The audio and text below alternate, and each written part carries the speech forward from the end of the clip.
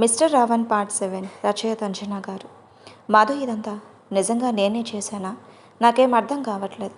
నేను అలా ఎలా చేయగలను? నిన్ను బావతో తప్ప ఎవరితో అలా లేను.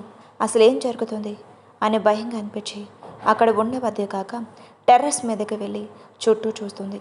తనకి ఒక క్షణం ఏమనిపించిందో ఏమో అర్థం కాక టెర్రస్ గోడ మీదకు ఎక్కి నిలబడుతుంది. తన మనసులో కనీసం పాప గురించి కూడా ఆలోచించకుండా తనకి ఆ క్షణం తన జీవితంలో అనుభవించిన నరకానికి విముక్తి కలగాలి అనే మనసులోనే బలంగా కోరుకొని అక్కడి నుంచి దూకి చచ్చిపోవాలి అని తనకి అనిపిస్తుంటే ఎంతలా దాన్ని ఆపుకుంటున్నా పదే పదే అందరూ అంటున్న మాటలు తన మనసుని ముళ్ళులా గుచ్చుతూ ఉంటే ఒక్క క్షణం కూడా ఆలోచించకుండా దూకడానికి సిద్ధపడిన మధుకి తన వెనకే గోడకి ఆనుకొని క్రాస్ లెగ్స్ వేసుకొని క్లాప్స్ కొడుతూ నిలబడిన ప్రణవ్ ఉంటాడు. మధుకి అక్కడ క్లాప్స్ సౌండ్ వినిపించి ఎవరా అని వెనక్కి తిరిగి చూస్తే ప్రణవ్ కోపంగా మధు వైపు చూస్తూ ఉంటాడు. ప్రణవ్ని అక్కడ ఆ నిమిషం చూసిన మధు భయంగా మారిపోతే ప్రణవ్ ఒక అడుగు ముందుకు వేసి, ఇప్పుడు నువ్వు కిందకు దిగితే నీకు మర్యాదగా ఉంటుంది మధు. ఒక్క క్షణం కూడా ఆలోచించను. నేను నిన్నే తోసి చంపేస్తాను.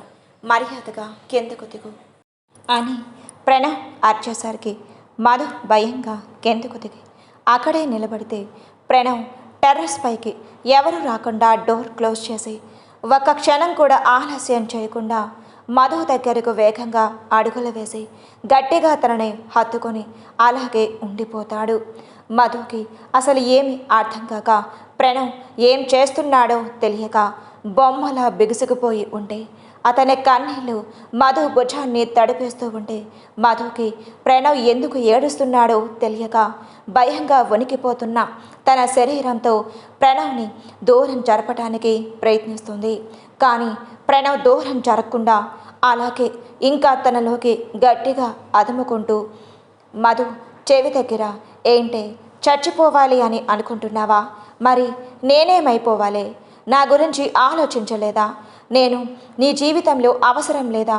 మరి ఎందుకే నా జీవితంలోకి జరిగిపోని కలలా వచ్చి ఒక అద్భుతాన్ని నాకు అందించి నన్ను దూరం చెయ్యాలని చూస్తున్నావు? సరే, నా గురించి వదిలే. మరి పాప, దాని గురించి కూడా నువ్వు పట్టించుకోకుండా చచ్చిపోవాలి అని అనుకుంటున్నావా అని ప్రణవ్ అడిగేసరికి మధు ఆశ్చర్యంగా ప్రణవ్ వైపు చూస్తుంది. మాట్లాడవే అని ప్రణవ్ మధుని కొంచెం దూరం జరిపి, చెప్పవే, ఎందుకు ఇలా చెయ్యాలి అని అనుకుంటున్నావు? నన్ను వదిలి ఎందుకు చచ్చిపోవాలి అని అనుకుంటున్నావు? చెప్తే ఇద్దరం కలిసి చచ్చిపోతాం కదా. ఆ తర్వాత మన బిడ్డ ఒంటరైపోతుంది. దాన్ని ఎవరు చూస్తారు అని ప్రణవ్ అడిగేసరికి మధుకి ఏమీ అర్థం కాక అయోమయంగా చూస్తుంటే, ఐ లవ్ యూ మధు. ఈ మాట చెప్పడం కోసం ఎన్ని సంవత్సరాలు ఎదురు చూశాను. కానీ మన ప్రేమ వెనుక పగలు ప్రతీకారాలు చాలా ఉన్నాయి. వాటిని తెలుసుకోవటం కోసం నేను దూరం పెట్టాను, కొట్టాను, తిట్టాను, హింసించాను. అన్నీ కూడా నీ మాటలు అన్నాను నీకు. కానీ నువ్వంటే నాకు ప్రాణం మధు. నిన్ను కొట్టినా తిట్టినా మాటలన్న ప్రతిసారి నాలో నేనే నరకం చూశాను. ఎందుకు నాకు ఈ జీవితం అని ప్రతిసారి అనుకున్నాను. కానీ దీనంతటికీ కారణం ఎవరో తెలిసాక ఎందుకు మన ఇంట్లో పుట్టామా అనిపిస్తుంది. వాళ్ళు నీకు కూడా తొందరలోనే తెలుస్తారు.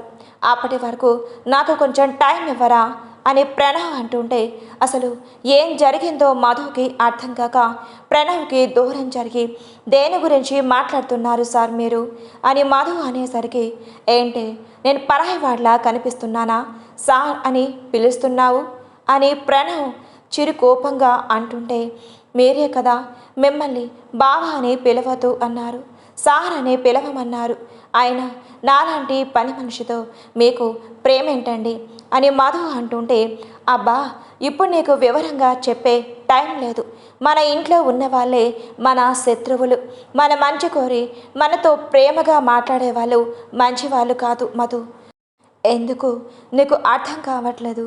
నేను నీకు నిజం చెప్పలేను. చెప్పే సిచ్యువేషన్లో నేను లేను. నిన్ను పాపని నేను కాపాడుకోవటం కోసం ఇన్ని సంవత్సరాలకు నీకు దూరంగా ఉన్నాను. నీ వెనుక ప్రతి క్షణం నేనున్నాను. నీకు ఎందుకు అర్థం కావట్లేదు మధు అని ప్రణవ్ బాధగా అంటూ ఉంటే మధు ప్రణవ్ని విసురుగా దూరం జరిపి, మీరన్న మాటలు, మీరు చేసిన గాయాలు అన్నీ మర్చిపోతా, కానీ నా తల్లి తండ్రి నాకు తిరిగి రారు కదా.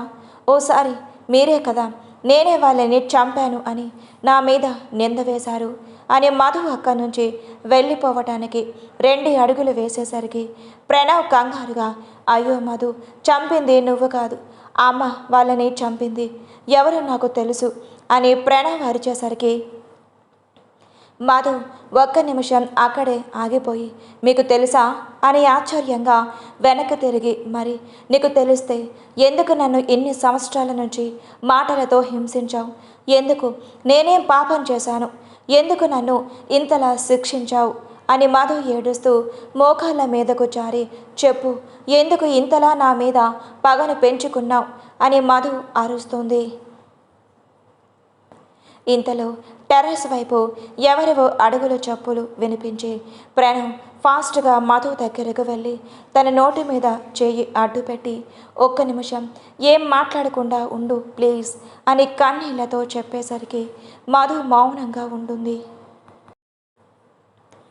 అవతల వైపు నిలబడిన మనిషి, ఏంట్రా వీడియో రిలీజ్ చేయమంటే 5 మినిట్స్లో ఆ వీడియో మాయమయ్యేలా చేసావు అని వినిపించిన వాయిస్కి మధు ఆశ్చర్యంగా కళ్ళు పెద్దవి చేస్తే, అది సార్ ఏమైందో తెలియదు, వీడియో 5 మినిట్స్లో దానికి అదే హ్యాక్ అయ్యి మాయమైపోయింది, ఎవరు ఇలా చేశారో కూడా అర్థం కావట్లేదు అని అవతల వైపు చెప్పింది విని, చెత్తన, మీకు అనవసరంగా పని అప్పచెప్పాను, దాన్ని కూడా చంపేస్తే ఇంకా ప్రణవ్ గాడి అడ్డు మనకి తొలగిపోతుంది అనుకున్నా, కానీ నీ వల్ల అది కూడా వేస్ట్ అయ్యింది అని అతను తిట్టి కాల్ కట్ చేసి, ఇప్పుడు ఎలా అయినా సరే మధు ఆ ప్రణవ్ గారిని, ఆ పుట్టిన దాన్ని చంపేయాలి అని అతను పగతో రగిలిపోతూ అక్కడ నుండి వెళ్ళిపోతాడు.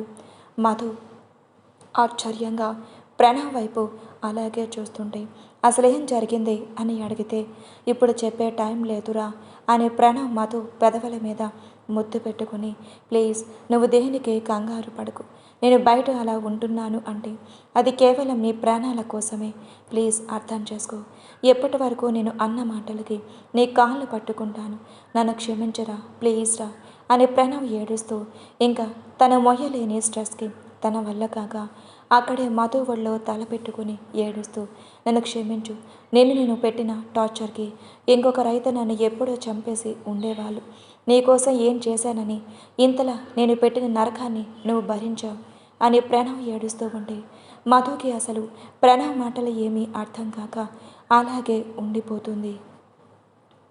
ప్రణవ్ వాచ్లో టైం చూసి, మధు పాప ఒక్కటే ఉంది, పాపను అలా ఒంటరిగా వదిలేసి రావటం తనకి సేఫ్ కాదు, ప్లీజ్ పాపని ఒక్క నిమిషం కూడా నువ్వు వదిలి పెట్టొద్దు, ప్లీజ్ నాకు ఒక్క మాట ఇవ్వవే, ఈ ప్రయత్నంలో నా ప్రాణం పోయినా పాపను నువ్వు కాపాడుతాను అని నాకు ఒక్క మాట ఇవ్వు చాలు అని ప్రణవ్ అంటుంటే మధు కంగారుగా, ఏం జరిగిందో నువ్వు చెప్పట్లేదు, అడిగినా ఇప్పుడు కాదు తర్వాత చెప్తాను అంటున్నా, సరే అసలు దీనంతటికీ కారణం ఎవరో నీకు తెలిసి ఉంటుంది కదా అని మధు అడుగుతుంది.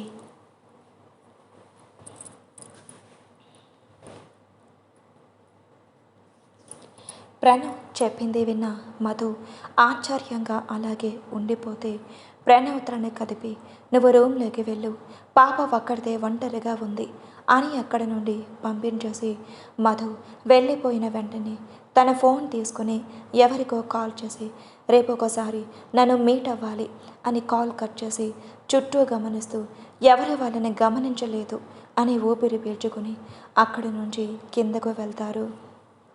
మధు కిందకు వెళ్ళేసరికి రూమ్లో పాప ఏడుస్తూ కనిపించేసరికి మధు కంగారుగా పాప దగ్గరికి వెళ్ళి తనని ఎత్తుకుని సారీరా అని తనకి ముద్దులు పెట్టి ఏడుస్తూ ప్రణవ్ చెప్పింది మొత్తం గుర్తు చేసుకుని ఒక బొమ్మల అలాగే ఉండిపోతుంది. ప్రణవ్ కంగారుగా రూమ్లోకి వచ్చి, ప్లీజ్ అలా ఉండకు, నార్మల్గా ఉండు, నేను ఎప్పటిలా నీతో ఉంటా, నువ్వు అలాగే ఉండు, ఎందుకు చెప్తున్నానో అర్థం చేసుకో అని మధు నుదుటి మీద ముద్దు ఇచ్చి పాపని ఎత్తుకొని ముద్దులాడి నిద్రపోండి అని చెప్పి అక్కడ నుండి వెళ్ళిపోతాడు. నిధి ఎంత చెప్తున్నా వాళ్ళ నిధి మాటలు వినిపించుకోకుండా, నోర్మోయ్, ఎప్పటికే ఇంటి పరువు వీధికి తీసుకొచ్చాం మమ్మల్ని, ఇప్పుడు వీధిలో వాళ్ళ నాన్న మాటలు అంటారు, మేము ఎలా తల ఎత్తుకొని తిరగాలి అని నిధి వాళ్ళ అమ్మగారు నిధిని ఇష్టం వచ్చినట్లుగా కొడతారు. నిధి వాళ్ళ నాన్నగారు కనీసం అటు కూడా రాకుండా చంపేదాన్ని, ఇలాంటి దరిద్రపుది మన ఇంట్లో పుట్టినందుకు ఏం పాపం చేసుకున్నామో ఏంటో అని నిధిని కొడుతూ ఉన్న ఆయన ఒక మూలన కూర్చొని అంటారు. నిధి ఏడుస్తూ, మీరెందుకు అంత భారం, నేనే చచ్చిపోతాను అని అక్కడి నుంచి పరుగున వెళ్ళే అంతలో ఆ ఇంట్లోకి దూసుకు వచ్చిన మనుషులు నిధి వాళ్ళ అమ్మా నాన్న వైపు కోపంగా చూసి నిధి చెయ్యి పట్టుకొని అక్కడి నుంచి లాక్కొని వెళ్ళిపోతారు. నిధి వాళ్ళ అమ్మ నాన్న తేరుకొని వాళ్ళ వెనకే పరిగెడుతూ ఉన్నా వాళ్ళు కనీసం వాళ్ళ వైపు కూడా చూడకుండా కారులో నిధిని కూర్చోబెట్టుకొని అక్కడ నుంచి వెళ్ళిపోతారు.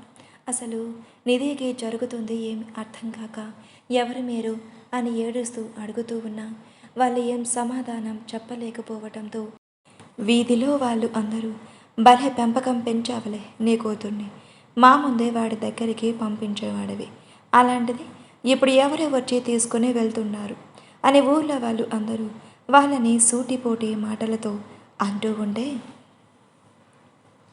వాళ్ళకి అక్కడ ఉండాలి అని అనిపించగా ఆయన భార్య వైపు చూసి, సామాన్లు సత్తు, మనం ఇక్కడి నుంచి దూరంగా వెళ్ళిపోదాం అని అంటే ఆవిడ ఏడుస్తూ, ఎక్కడికి వెళ్దామండి, ఎక్కడికి వెళ్ళినా ఇది చేసిన పాపపు పనులు అన్నీ టీవీలో వచ్చాయిగా అని ఏడుస్తూ గుండెల మీద చెయ్యి వేసుకుని కుప్పకూలిపోతే ఆయన కంగారుగా ఝాన్సీ అని ఆవిడ్ని దగ్గరికి తీసుకుని హాస్పిటల్కి తీసుకుని వెళ్ళడానికి ఎవరి సహాయం అడిగినా వాళ్ళు కనీసం మీ ఇంట్లో వాళ్ళని ముట్టుకున్నా మాకు పాపమే అని అసహించుకోవటంతో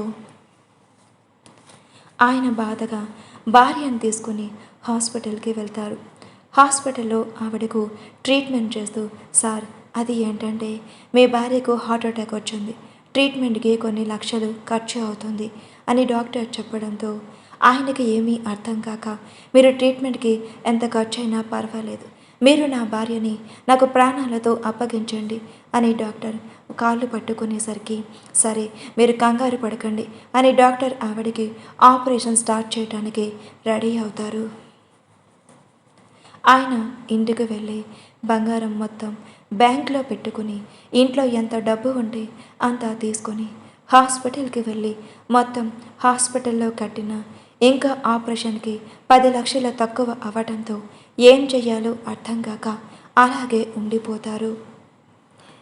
నిధితో ఉన్నవాళ్ళు ఎవరు అర్థం కాక తను భయంగా, ప్లీజ్ నన్ను ఏం చేయకండి, మీరెవరు నాకు తెలియదు అని నిధి ఏడుస్తూ ఉన్నా కనీసం తన ఏడుపు కూడా వాళ్ళకి పట్టనట్టు ఎవరికో ఫోన్ చేసి 10 నిమిషాల్లో మీ ముందు ఉంటాం సార్ అనే కాల్ కట్ చేసి నిధి వైపు చూస్తారు.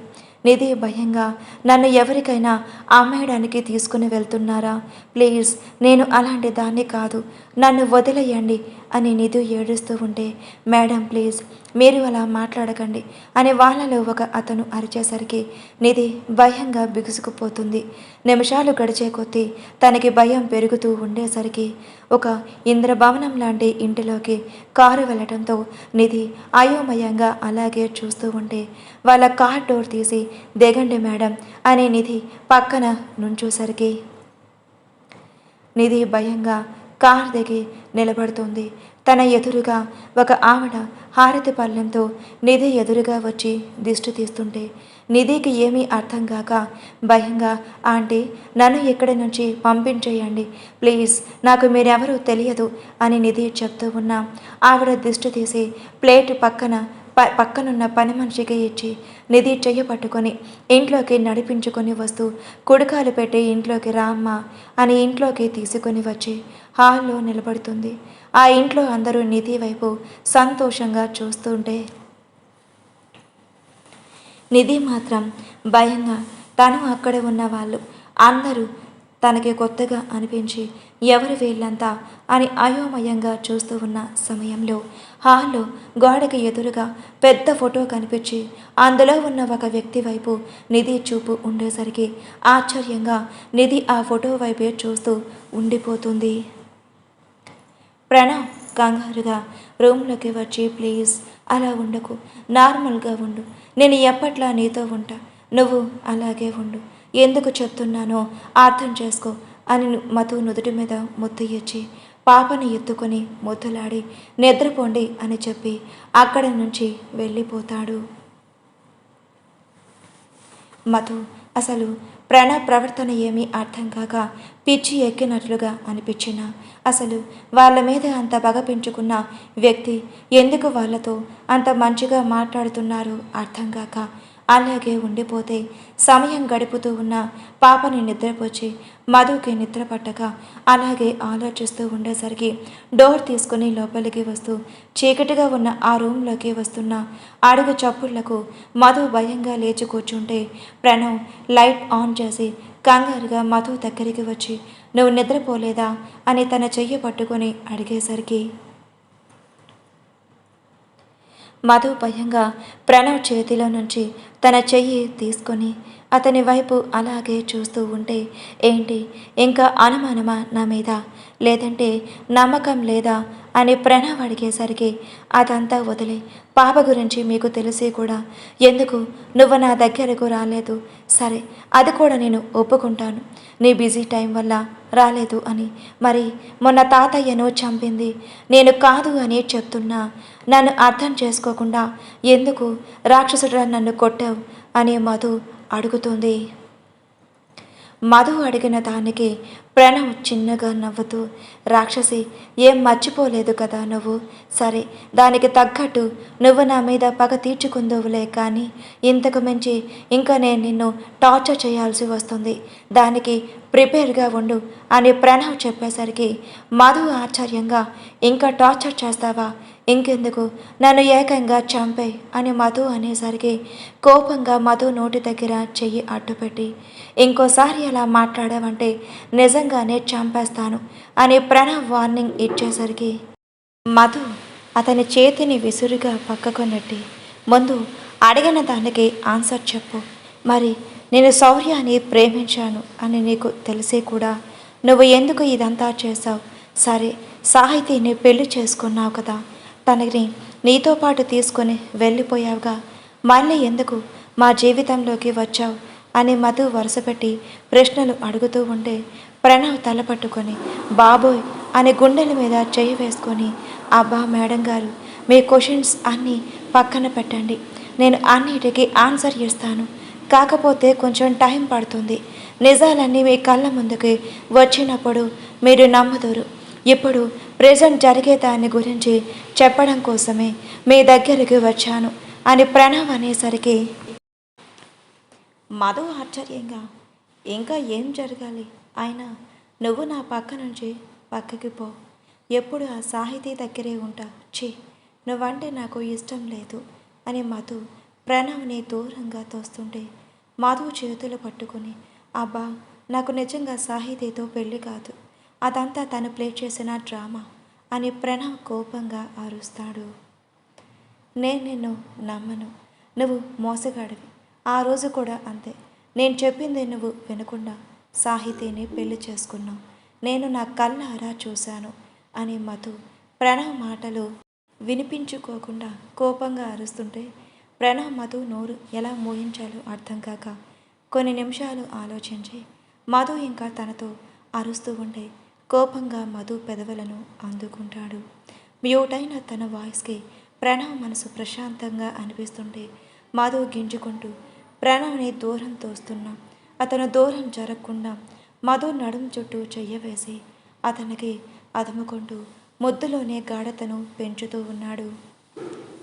మధు తన చేతులతో ప్రణవ్ని ఇష్టం వచ్చినట్లు కొడుతూ ఉన్నా అతను దూరం జరగకుండా తన ముద్దుని వీడకుండా మధు చేతులను పట్టుకునేసరికి మధు అతని చేతికి చిక్కిన తన చేతులను విడిపించుకోవాలి అని ట్రై చేస్తున్నా అది మధు వల్ల కాక మౌనంగా ఉండిపోతే ప్రణవ్ కొన్ని నిమిషాలు ఇష్టంగా మధు పెదవులను ముద్దాడి దూరం జరిగి ప్రశాంతంగా ఊపిరి పీల్చుకొని మధు చెంపల మీద చెయ్యవేసి అన్నీ తెలుసుకునే రోజు వస్తే నీ కంటి ముందు అన్నీ నేనే తెలిసేలా చేస్తాను, నువ్వు జాగ్రత్తగా ఉండు అని ప్రణవ్ చెప్పేసరికి మధు కోపంగా ప్రణవ్ని దూరం తోసేస్తుంది.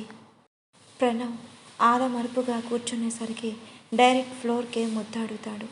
ప్రణవ్ కోపంగా పైకి లేచి మధు వైపు కోపంగా చూస్తూ యూ అంటూ ముందుకు వస్తుంటే మధు చూసిన చూపులకి ప్రణవ్ తన గుండె మీద చేయి వేసుకొని రుద్దుకుంటూ ఆ చూపుల ఆపవే తల్లి, ఆ చూపులతోనే ఎప్పుడు నన్ను పడేస్తావు అని ప్రణవ్ అనేసరికి మధు అతని వైపు కోపంగా చూస్తుంది. మధు బెడ్ మీద కూర్చొని ఆలోచిస్తూ ఉంటే ప్రణవ్ మధు కాళ్ళ దగ్గర కూర్చొని తన వడిలో తల పెట్టుకొని మధు చెయ్యి అతని తల మీద పెట్టుకుంటాడు. మధుకి ప్రణవ్ ప్రవర్తన అర్థం కాకపోయినా అతను ఎందుకో బాగా డిస్టర్బ్గా ఉన్నాడు అని తన మనసు చెప్పడంతో మధు అతని తల నిమురుతూ ఉంటే దాదాపు కొన్ని సంవత్సరాల తర్వాత ప్రశాంతంగా అతని కంటికి నిద్ర ఆవహించి అలాగే నిద్రలోకి జారుకుంటాడు.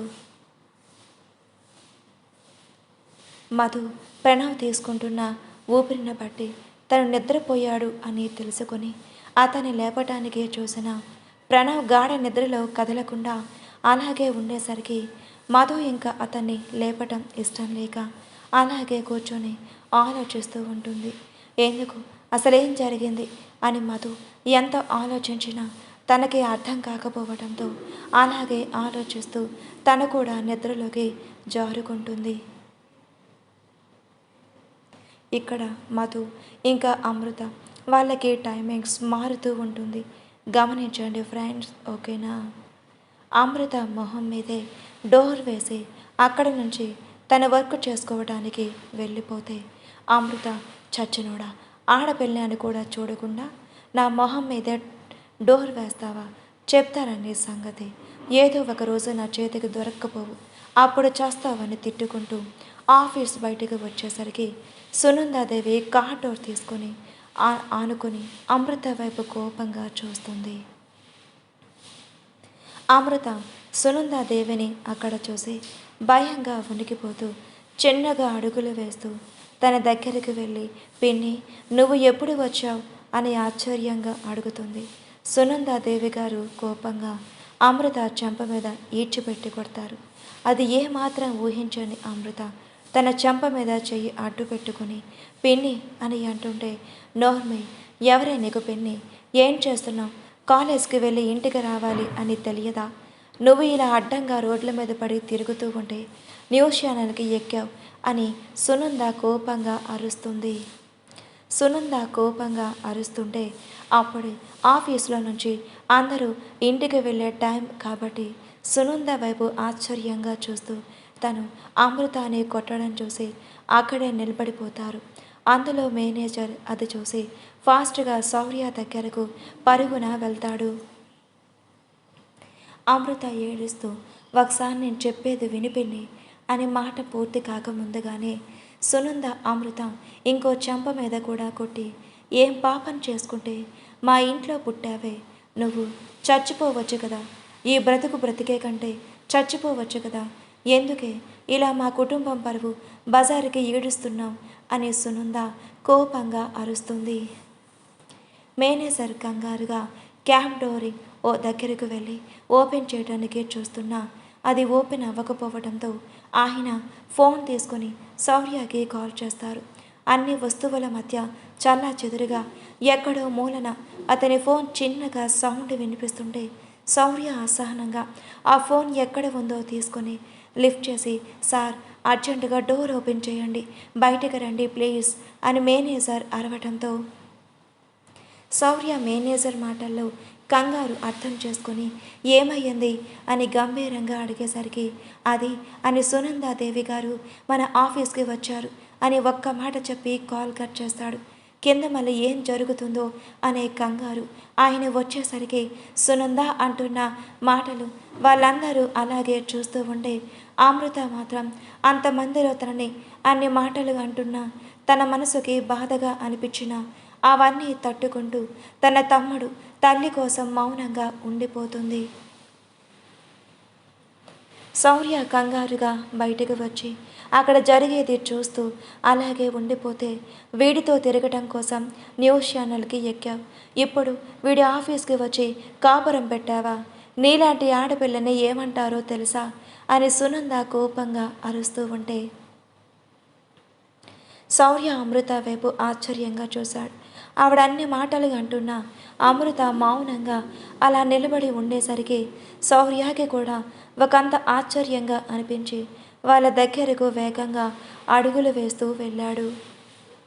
సునందాదేవి శౌర్య రావటం గమనించి, నీలాంటి పరువు తక్కువది నా ఇంటి గడప తొక్కిందంటేనే చంపేస్తాను అని సునందాదేవి అరుస్తూ ఉంటే శౌర్య అక్కడికి వచ్చి, చూడండి, మీ అమ్మాయికి నాకు ఎటువంటి సంబంధం లేదు. తను జస్ట్ నా ఆఫీస్కి జాబ్ కోసమే వచ్చింది.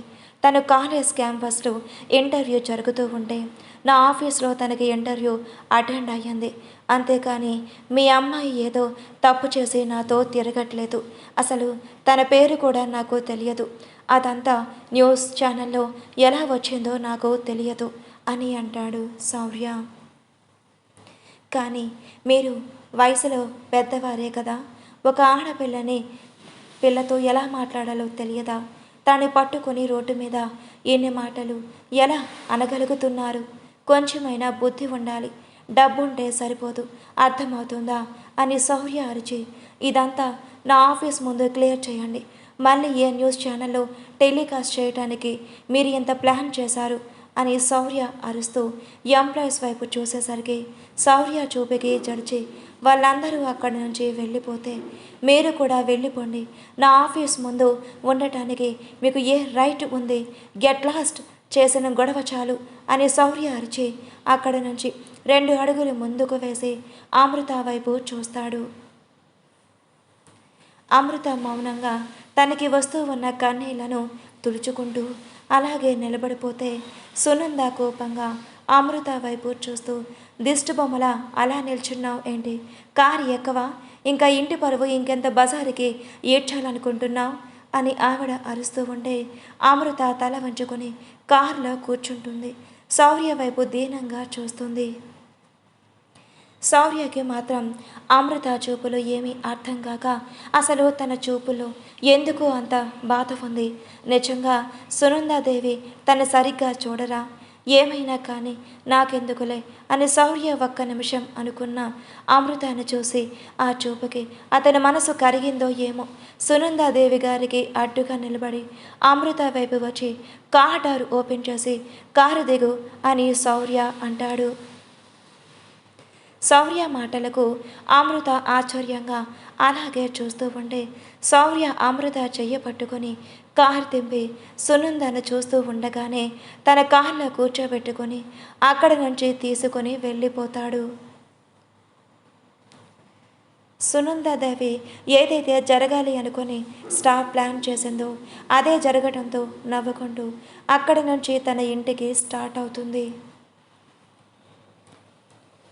అమృత అసలేం జరిగిందో అర్థం కాక అలాగే ఆలోచిస్తూ ఉండిపోతుంది.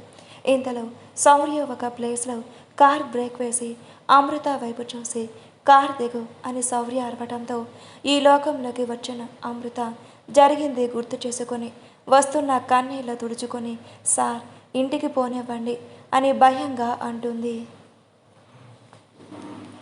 శౌర్య అమృతని చూసింది 2 సార్లే అయినా తనలో ఎప్పుడూ చూడని భయం ఈ నిమిషం అతను చూస్తూ ఉంటే అతనికి ఆశ్చర్యంగా అనిపించి ఎందుకు అని అమృత వైపు ప్రశ్నార్థకరంగా చూస్తాడు.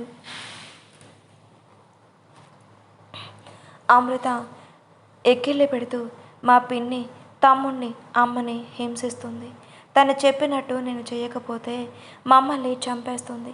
ఎప్పటి వరకు నేను మీ ఆఫీస్ దగ్గరికి వచ్చింది కూడా నాకు మీరు హెల్ప్ చేశారు అని మీరు నన్ను ఆ ఇంట్లో నుంచి మా అమ్మ మా తమ్ముడు బయటికి వచ్చేలా హెల్ప్ చేస్తే మీకు దూరంగా వెళ్ళిపోయి బ్రతుకుదాం అని అనుకున్నా అని అమృత చెప్తూ ఉంటే శౌర్యకి అసలు తను ఏం చెప్తోందో అర్థం కాక అమృత వైపు వింతగా చూస్తాడు. అమృత అతని వైపు చూసి, ఇప్పుడు నేను మీకు క్లారిటీగా చెప్పలేను, నన్ను మా ఇంటి దగ్గర వదిలిపెడతారా అని దీనంగా అడిగితే 5 minutes అని శౌర్య కార్ డోర్ ఓపెన్ చేసి అతని దిగి అమృత వైపు డోర్ ఓపెన్ చేసేసరికి అమృత ఆశ్చర్యంగా అతని వైపు చూస్తుంది. శౌర్య కొంచెం కోపంగా చూసింది చాలు, ఇంక దిగు అని అరవటంతో అమృత ఈ లోకంలోకి వచ్చి మనం ఇక్కడికి ఎందుకు వచ్చాం అని అయోమయంగా అడిగితే, ఏ చెప్తే కాని రావా అని శౌర్య కోపంగా అరిచేసరికి అమృత అతని వెనకాలే ఫాలో చేస్తుంది. Please like and subscribe for more videos. Story ఎలా ఉందో కామెంట్లో తెలియజేయండి. ఎలా ఉందో చెప్పడం మర్చిపోవద్దే.